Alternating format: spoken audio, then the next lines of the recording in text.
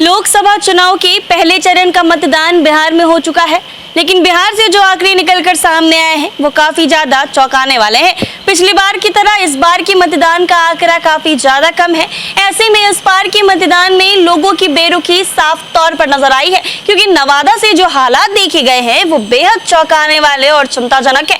जी हाँ, पहले चरण में बेरुखी नजर आई है, लेकिन दूसरे चरण के चुनाव को लेकर सभी पार्टियां जोरों शोरों पर तैयारी कर रही है कि दूसरे चरण का जो मतदान हो वो काफी अच्छे से हो। इसके बाद अब राजनीतिक पार्टियां दूसरे चरण के 5 सीटों पर जोर लगाने की तैयारी में जुटी है। सभी पार्टियां चाहती है कि ज्यादा से ज्यादा मतदाता घरों से बाहर निकले और उनके पक्ष में वोट करें। लोकसभा चुनाव के पहले चरण में बिहार की 4 सीटें गया, नवादा, जमुई और औरंगाबाद में महज 48% ही वोट हुई है। इसे देखते हुए चुनाव विभाग और जिला प्रशासन ने दूसरे चरण की 5 लोकसभा क्षेत्रों में मतदाता जागरूकता अभियान को तेज कर दिया है।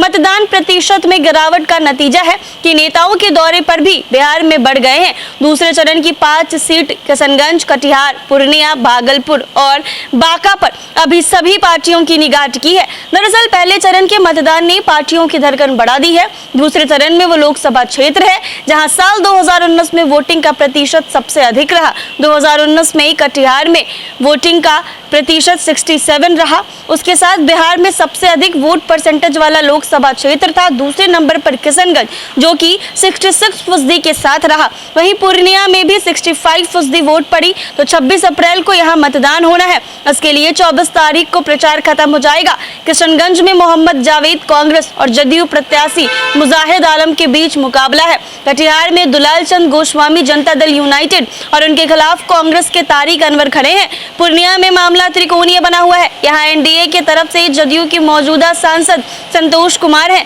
महागठबंधन की तरफ से रजत ने बीमा भारती को संतोष कुशवाहा के खिलाफ उतारा है, लेकिन पप्पू यादव की निर्दलीय एंट्री से इस सीट पर मामला त्रिकोणीय बन गया है।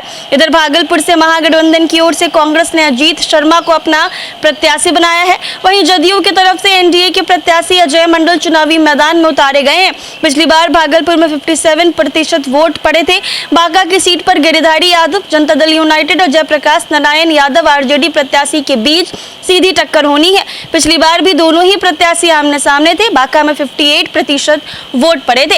ऐसे में लोकसभा का चुनाव हो रहा है और जो पहले चरण का मतदान है वो बिहार की 4 सीटों पर हो चुका है, लेकिन जो मतदान का आंकड़ा निकलकर सामने आया है वो काफी चिंताजनक है, क्योंकि बहुत सारे लोगों ने वोट ही नहीं दिया है। साफ तौर पर लोगों की जो बेरुखी है वो निकलकर सामने आई है। लेकिन अब दूसरे चरण का चुनाव होना है। बिहार के 5 सीट का दूसरे चरण का चुनाव होना है। सारे नेता और पार्टियां तैयारी कर रही है कि इस बार का आंकड़ा अच्छा हो, क्योंकि पिछली बार ये दो जगह से जो आंकड़ा निकलकर सामने आया था वो काफी अच्छा था, सबसे ज्यादा लोकसभा क्षेत्र था। लेकिन इस बार देखना होगा कि पहले चरण से कुछ अच्छा नतीजा इस बार दूसरे चरण के लोकसभा चुनाव में बिहार की 5 सीट से आता है या नहीं। ऐसे ही तमाम अपडेट्स के लिए बने रहें NBC 24।